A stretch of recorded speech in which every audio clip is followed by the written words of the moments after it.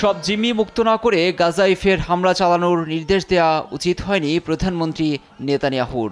এর বিরোধিতা করে শনিবার তেল আবিবের রাজপথে নামে জিম্মি স্বজনদের পাশাপাশি সর্বস্তরের মানুষ। এতে দীর্ঘক্ষণ বন্ধ থাকে যান চলাচল।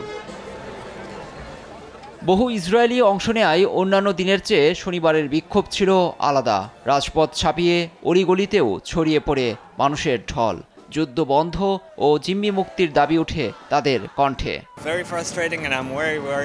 সব জিম্মি ঘরে না ফেরানোয় আমি খুবই হতাশ ও উদ্বিগ্ন।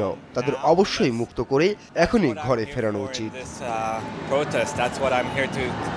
যুদ্ধবিরতি ভেঙে গত ১৯ মার্চ উপত্যকায় সর্বশক্তি নিয়ে ফের সামরিক অভিযানে নেমেছে নেতানিয়াহুর সরকার। ফলে এ সংঘাতেরও অবসান চান তাদের অনেকেই। জীবন না বাঁচিয়ে উল্টো মৃত্যুকে বেছে নিয়েছেন নেতানিয়াহু।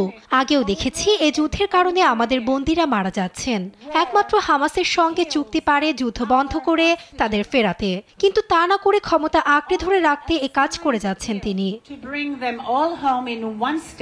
ধারাবাহিক আন্দোলনের মধ্যেই উপত্যকায় হামলার তীব্রতা বাড়াচ্ছে আইডিএফ। প্রতিদিনই ঝরছে ফিলিস্তিনের রক্ত। শনিবার খান ইউনিসে হামাসের রাজনৈতিক শাখার শীর্ষ নেতা সালাহ আল বারদাউইল ও তার স্ত্রী নিহত হন। ঘটনাটি নিশ্চিত করে হামাসের এক সূত্র বিবিসিকে জানায়, তারা দুজনেই তাঁবুতে আশ্রয়ে ছিলেন। একে একে শীর্ষ নেতার প্রাণহানিতে ক্রমেই দুর্বল হয়ে পড়ছে ফিলিস্তিনের স্বাধীনতাকামী সংগঠনটি। লুৎফর কবির, নিউজ ডেস্ক, দেশ টিভি।